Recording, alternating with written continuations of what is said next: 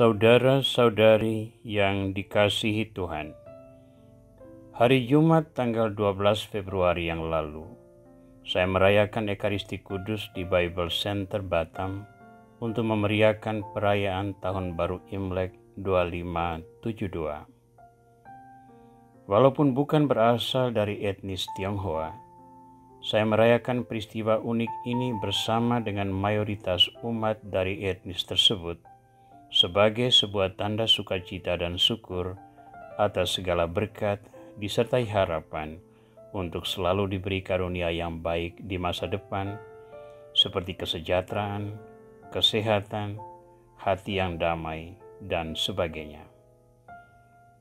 Sebagai anggota SVD, saya merasa ini sebuah perayaan yang mencitrakan akar sejarah misi, karena misionaris SVD pertama, yakni Joseph Freinademetz dan Johannes Battista Anser, dikirim untuk berkarya di Tiongkok.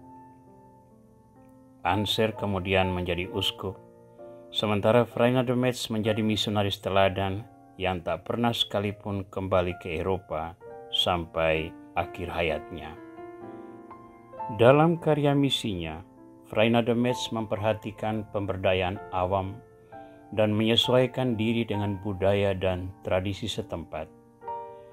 Ia berpakaian gaya orang-orang bijak Tiongkok dan menjalin relasi yang bagus dengan para pemimpin politik dan keagamaan. Begitu melekatnya Freinademetz pada negeri ini, sehingga ia membuat pernyataan yang mencerminkan hatinya.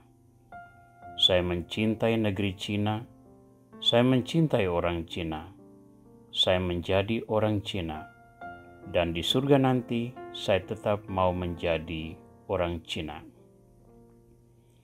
Saya menyebutkan perayaan hari Jumat kemarin sebagai sebuah perayaan historis misioner, karena Ekaristi inkulturatif ini menampilkan kekhasan budaya Tiongkok dalam bentuk hiasan, busana, warna, dan lagu-lagu liturgi. Dalam khotbah bertema inkulturasi, saya mengajak umat untuk menghargai rupa-rupa karunia karena berakar pada roh yang sama, agar dimanapun dan dalam situasi apapun, kita tetap bisa memainkan peranan sebagai kota di atas bukit, sebagaimana pesan Yesus dalam khotbah di bukit. Melanjutkan sukacita perayaan tersebut, dalam refleksi di episode ke-137 ini, saya mengajak para adorator sekalian untuk mendalami tema beriman secara inkulturatif dan penerapannya dalam kehidupan bergereja. Menghantar refleksi ini, mari kita membaca surat pertama Paulus kepada umat di Korintus, bab 12 ayat 1 sampai 14. Saudara-saudara, tentang karunia roh, aku mau supaya kamu mengetahui kebenarannya. Kamu tahu bahwa pada waktu kamu masih belum mengenal Allah, kamu tanpa berpikir ditarik kepada berhala-berhala yang bisu. Karena itu aku mau meyakinkan kamu bahwa tidak ada seorang pun yang berkata-kata oleh roh Allah dapat berkata, terkutuklah Yesus. Dan tidak ada seorang pun yang dapat mengaku Yesus adalah Tuhan selain oleh Roh Kudus. Ada rupa-rupa karunia tetapi satu roh, dan ada rupa-rupa pelayanan tetapi satu Tuhan. Dan ada berbagai-bagai perbuatan ajaib, tetapi Allah adalah satu yang mengerjakan semuanya dalam semua orang. Tetapi kepada tiap-tiap orang dikaruniakan penyataan roh untuk kepentingan bersama. Sebab kepada yang seorang, roh memberikan karunia untuk berkata-kata dengan hikmat, dan kepada yang lain, roh yang sama memberikan karunia berkata-kata dengan pengetahuan. Kepada seorang, roh yang sama memberikan iman, dan kepada yang lain, ia memberikan karunia untuk menyembuhkan. Kepada yang seorang roh memberikan kuasa untuk mengadakan mujizat, dan kepada yang lain ia memberikan karunia untuk bernubuat. dan kepada yang lain lagi Ia memberikan karunia untuk membedakan bermacam-macam roh. Kepada yang seorang Ia memberikan karunia untuk berkata-kata dengan bahasa roh, dan kepada yang lain Ia memberikan karunia untuk menafsirkan bahasa roh itu. Tetapi semuanya ini dikerjakan oleh Roh yang satu dan yang sama, yang memberikan karunia kepada tiap-tiap orang secara khusus, seperti yang dikehendakinya. Karena sama seperti tubuh itu satu dan anggota-anggotanya banyak, dan segala anggota itu sekalipun banyak merupakan satu tubuh, demikian pula Kristus. Sebab dalam roh kita semua, baik orang Yahudi maupun orang Yunani, baik budak maupun orang merdeka, telah dibaptis menjadi satu tubuh, dan kita semua diberi minum dari satu roh. Karena tubuh juga tidak terdiri dari satu anggota, tetapi banyak anggota. Saudara, rupa-rupa karunia merupakan satu realitas yang tak dapat ditolak, terwujud dalam perbedaan-perbedaan. Dalam banyak hal, perbedaan-perbedaan menyulut pertentangan yang melahirkan konflik. Namun perbedaan-perbedaan yang dikelola dengan baik justru memberi keindahan, karena masing-masing pihak melihat potensi pihak lain sebagai elemen yang memperkaya dirinya. Orang belajar untuk saling melengkapi, sehingga perbedaan-perbedaan itu justru menjadi indah dan diperlukan. Ketika kita merenungkan panca tugas gereja, yakni kerikma, koinonia, diakonia, liturgia, dan martiria, kita menyentuh hakikat persekutuan Kristiani yang dibangun di atas perbedaan. Namun perbedaan-perbedaan itu menyatu karena orientasi kita yang sama, yakni Yesus Kristus, asal dan tujuan iman kita. Menyadari bahwa keragaman di tengah umat beriman merupakan keniscayaan yang tak dapat dihindari, Santo Paulus memberikan motivasi kepada jemaat di Korintus agar menyadari akar perbedaan itu. Ada rupa-rupa karunia, tapi satu roh. Dengan kata lain, perbedaan itu karunia yang datang dari roh yang sama.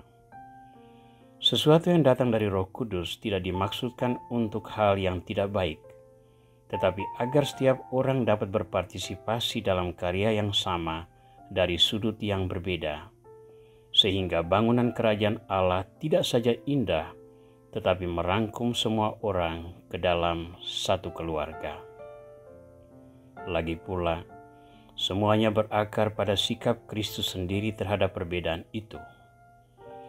Ketika Ia membentuk kelompok utama 12 rasul, Ia memilih mereka dari berbagai latar belakang pendidikan, ekonomi, dan ideologi politik yang berbeda. Dua orang yang layak dijadikan contoh ialah Matius dan Simon orang Selot.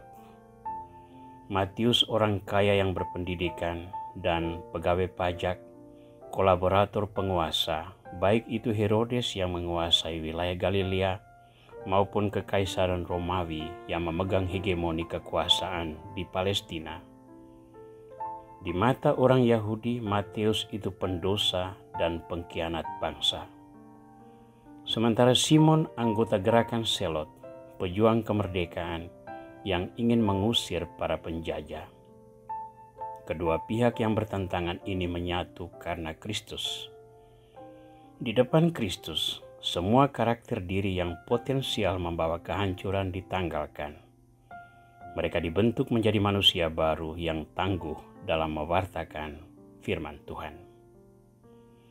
Saudara, kita selalu hidup dalam komunitas Kristiani yang mengajarkan dan menghayati penghargaan terhadap perbedaan. Misa inkulturasi yang kami rayakan itu hanya sebuah pernik kecil contoh kemauan untuk menghargai dan menghayati perbedaan. Ada banyak cara inspiratif dengan nuansa yang sama dapat dibangun di tengah komunitas Kristiani. Dasar pijakan kita adalah hidup dan pelayanan Kristus sendiri yang melintasi batas-batas sosial dan menghargai perbedaan. menanggapi dan mengedukasi diri sejalan dengan semangat Kristus ini akan membentuk pola pikir dan persepsi dasar tentang karya pewartaan Injil. Pewartaan Injil tidak dimaksudkan untuk membangun keseragaman, melainkan untuk merangkum keragaman. Mulailah dengan hal-hal kecil seperti saling berbagi peranan di dalam pelayanan. Satu tidak mendominasi yang lain. Pada sisi yang lain harus ada juga kerelaan untuk menerima, mengakui, dan menggunakan kelebihan satu tradisi budaya kalau itu membuat karya pewartaan lebih efektif. Hindarilah sikap eksklusif yang membentuk fanatisme, tetapi bangunlah sikap inklusif yang menghargai dialog. Oleh cinta Kristus, saya percaya gerakan doa adorasi di depan Sakramen Maha Kudus dapat ikut mempromosikan kesatuan dalam keragaman di dalam penghayatan iman sehari-hari. Tuhan Yesus Kristus, Engkau telah mengutus Roh Kudus untuk memberi inspirasi agar di tengah perbedaan kami dapat mewartakan kerajaan Allah yang sama. Berikanlah kami penerangan budi dan ketulusan hati, sehingga apa yang kami percaya kami ajarkan, apa yang kami ajarkan kami hayati, sehingga menjadi teladan bagi banyak orang. Amin.